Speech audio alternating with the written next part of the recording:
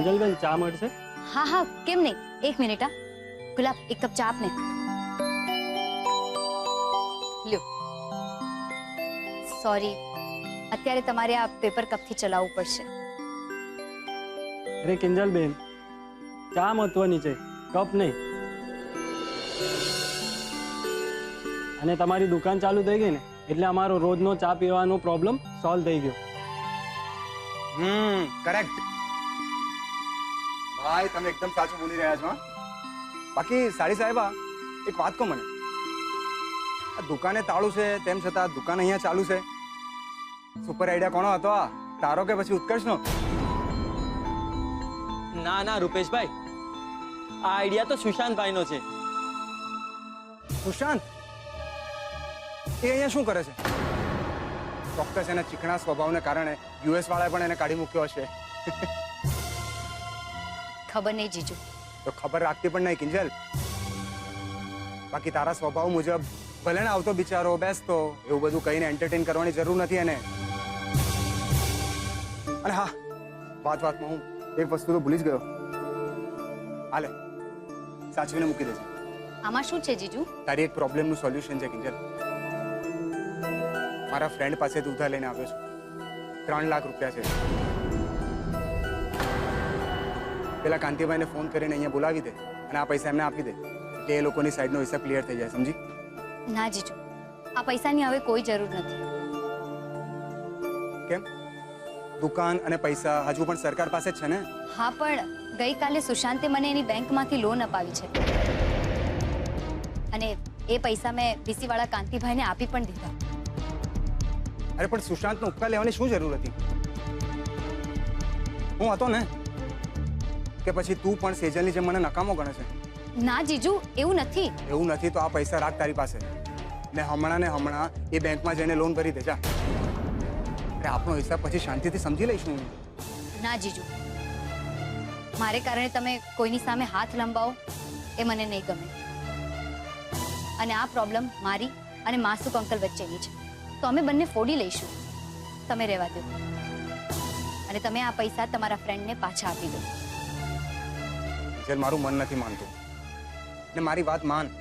સુશાંત છે ને 1 નંબરનો શક્કી ને ત્રાસ માણસ છે.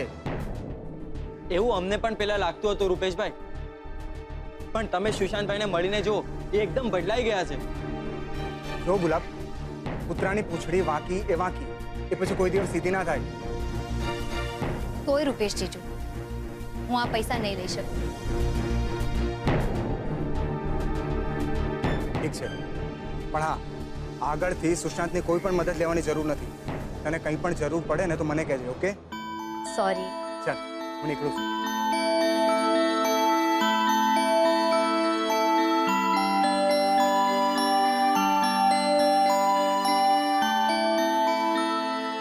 રૂપેશ જીજુ, તમારી ચિંતા મને સમજાય છે. દૂધનો દાજેલો માણસ છાસ પણ ફૂંકી ફૂંકીને પીવે, પણ આ વખતે મને પણ એવું લાગી રહ્યું છે સુશાંત ખરેખર બદલાઈ ગયો છે.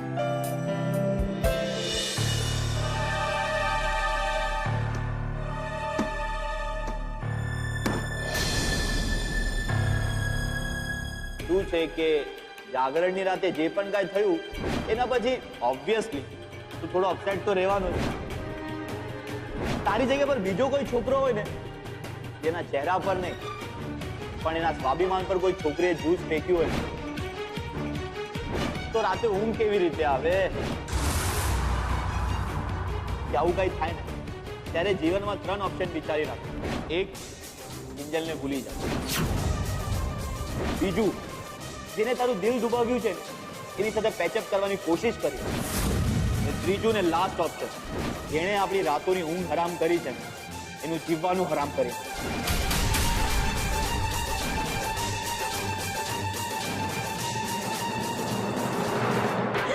વાહ વાહ વાહ, કેવું પડે હો? શું દાણા ફેંકા છો તમે? માની ગઈ વિદેશી કુમાર અમેરિકા વાળા, માની ગઈ તમને. દાણા, આ તમે શું બોલી રહ્યા છો બા? એ કા? અરે આ લોન અપાવડાવીને કિંજલડીને તમારા ઉપકાર હેઠળ દબાવી દીધી, એને દાણો નો ફેંકો કહેવાય તો શું કહેવાય?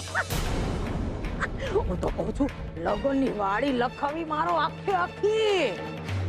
બાકી આ વખતે કિંજલડીમાં હિંમત નથી તમને ના કહેવાની પૈસા. પણ જો કિંજલ મને આ ઉપકારના બદલામાં હા પાડશે ને તો મને આ લગ્ન મંજૂર નથી. અરે આ શું બોલો છો? તમને ભાન છે? પોતાના જ મંડાતા ઘરનો માંડવો પોતાના હાથે જ ઉખાડી નાખવાનો? ખરા છો ને તમે તો? આવા માંડવા તો ઉખાડી જ નાખવા જોઈએ બા. અને જો લોકોને લાગતું હોય ને કે હું અહીંયા સારા થવાનું નાટક કરું છું તો મને એ ક્લિયર કરી દેવા દો કે હું અહીંયા કોઈ છળ કપટ કે ઉપકારથી કિંજલનો પ્રેમ જીતવા નથી આવ્યો. એટલે તમે કિંજલને પામવાની કોઈ પણ ખોટી સલાહ મને ના આપો બા. હાય હાય, આ તો દયા ડાકણને ખાઈ. ગરમ કરતા ઢાળ પેડી ભવાની તારા જ ગળે. સુશાંત કુમાર, આ તમે ઠીક નો કર્યું ભાઈ સાહેબ. બા બા સાંભળો ને, જો તમને ખોટું લાગ્યું હોય ને તો આઈ એમ સોરી. હું મારા કાન પકડું છું. પણ મને લાગે છે કે તમને મારા અને મારા પ્રેમ વિશે મિસઅન્ડરસ્ટેન્ડિંગ થઈ છે. અને જો મારા નસીબમાં જો કિંજલનો પ્રેમ હશે ને તો હું એ પામીને જ રહીશ. ફૂટિયા કરમ ભવાની, આ તો અમેરિકા જઈને હતો એના કરતા વધારે ગાંડા કાઢતો થઈ ગયો છે. મારે હું નસીબ કિંજલડીના ઈયા ગાંડા હારે પરણે કે પછી દોડડાયા હારે ઘરમાંથી જાય એટલે બસ. હા મળશે ને હું કામ ન મળે? તમારો પ્રેમ સાચો હોય અને મનમાં આવી ઊંચી ત્યાગ ભાવના હોય તો કાનો મળે જ ને. અને હું એ ભગવાનને પ્રાર્થના કરીશું કે આ વખતે તમારા બેયની છેડાછેડી આમ પાક્કી બંધાઈ જાય અને એવી બંધાય કે આગલા હાથ ભાવ લગણ છૂટે જ નહીં. બરાબર ને? હાલો.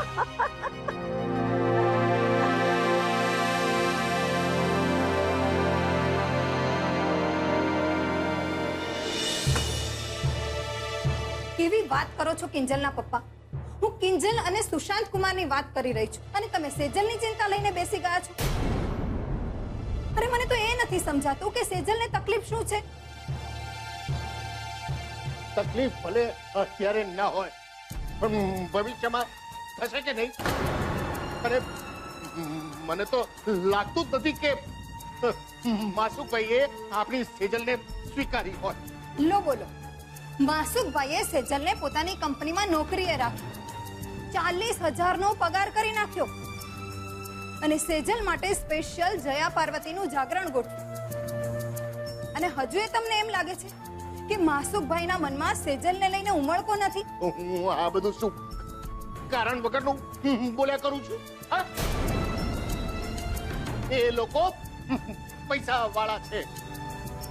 એમનું બોલવું, બેસવું, જીવવું બધું અલગ અલગ હોય આપણા કરતા. 1 કરોડ મળી ગયા, 50 લાખનો હિસાબ નથી. સમજાતું નથી કે સાચું શું ને ખોટું શું. મીરા, મને તો ચિંતા એ વાતની છે કે આપણી સેજલ એ લોકોના રંગે રંગાઈ ના જાય. લો બોલો, આ તો તમે સાવ નવું લાવ્યા. છોકરી સાસરાના રંગે રંગાઈ જાય તોય તકલીફ અને ના રંગાય તોય તકલીફ. ભલે રંગાઈ જતી રૂપેશ કુમારના રંગે. મને તો એ સમજાતું નથી કે માસુકભાઈ સેજલને ક્યારેક બરોડા મોકલે તો ક્યારેક રાજકોટ. કરવા શું માંગે છે? એ તો હવે રહેવાનું જ ને. આજકાલમાં છોકરી વળાવવાની છે એટલે ચિંતા થાય, જાત જાતના વિચારો પણ આવે. પણ મહેરબાની કરીને તમે શાંત પાણીમાં પથ્થરો ના ફેંકતા.